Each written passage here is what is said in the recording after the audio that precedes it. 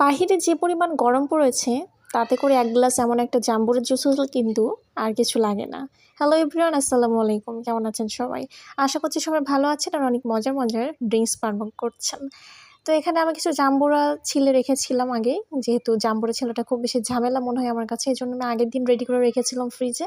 এরপর আজকে জাম্বুরা জুস খেতে ইচ্ছে করলো, তো সেই কারণে এখানে একটু জাম্বুরাটা দিয়ে দিলাম ব্লেন্ডারে, আর দিয়ে দিচ্ছি একটু পরিমাণ মতো কাঁচামরিচ। এটি ঝাল অনুযায়ী আপনি ব্যবহার করবেন। দিয়ে দিচ্ছি বিট লবণ। বিট লবণটা অবশ্যই আপনি চেষ্টা করবেন দিতে, কারণ এই বিট লবণটা দিলে আপনার এই টেস্টটা খুব বেশি মজা হয়। তো আমি এখানে পরিমাণ মতো বিট লবণ দিয়ে দিচ্ছি।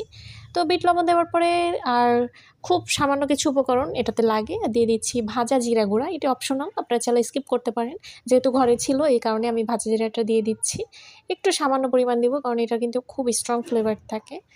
তো এরপর আমি অ্যাড করছি এখানে সামান্য একটু চিনি। এখানে চিনিটা আপনারা চাইলে দিতেও পারেন, আবার নাও দিতে পারেন। আমার মনে হয় জুসে যদি একটু চিনি দেওয়া হয় তাহলে কিন্তু টেস্টটা খুব বেশি ভালো হয়। তো এখানে আমি পরিমাণ মতো চিনি দিয়ে দিচ্ছি। আর আপনারা চাইলে কম বেশি করে দিতে পারেন, এটাই আপনাদের একান্তই ব্যক্তিগত বিষয়। তো এরপরে আমি দিয়ে দিব পরিমাণ মতো এখানে পানি। তো পানি আপনি যে কয় গ্লাস জুস বানাতে চাবেন, আর সেটা ঘনত্বও অবশ্যই ডিপেন্ড করবে, সেই অনুযায়ী আপনি পানিটা আন্দাজ মতো দিয়ে দিবেন। এখানে আপনি চাইলে এখানে ঠান্ডা পানি ব্যবহার করতে পারেন। আমি এখানে নর্মাল তাপমাত্রার যে পানি রয়েছে সেটি ব্যবহার করছি। তো আপনারা চাইলে আইস কিউবও ভেতরে দিতে পারেন, আইস কিউবটা আমি পরে দিব।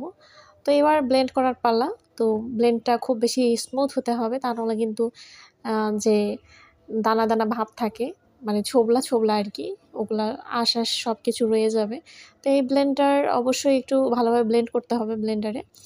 তো এরপর হচ্ছে মেইন আকর্ষণ, এবার ছাঁকনিতে ছাঁকবো।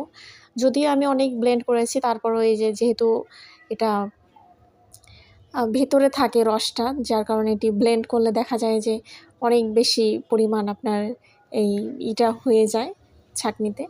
তো তারপরও যাই হোক, একটু চামচ দিয়ে আপনি নাড়াচাড়া করে নিচ্ছেন, যতটুকু রস এখান থেকে বের করা যায় ততটাই আমার জন্য উপকারী।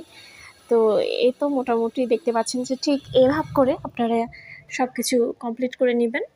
তো এভাবে জুসটা আপনি চাইলে বাচ্চাদেরকেও খাওয়াতে পারেন, কারণ অনেকে এটা গলায় আটকে যায় অনেকের।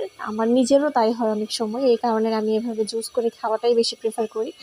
আর একটু গরমকালে জুস হলে তো একটু ভালোই হয়। তো এবার গ্লাসে ঢালার পালা। মোটামুটি আমার 1 গ্লাস পরিমাণ হয়ে গিয়েছে, দেখতে পাচ্ছেন। এবার এখানে আপনি চাইলে আইস কিউব দিয়ে পরিবেশন করতে পারেন, অথবা এরকমই পরিবেশন করতে পারেন। আর অবশ্যই এটা ইনস্ট্যান্ট পরিবেশন করবেন। পরবর্তীতে যখন আপনি খাবেন একটু টাইম নষ্ট করে, তখন কিন্তু এটা স্বাদ খুব একটা ভালো লাগবে না।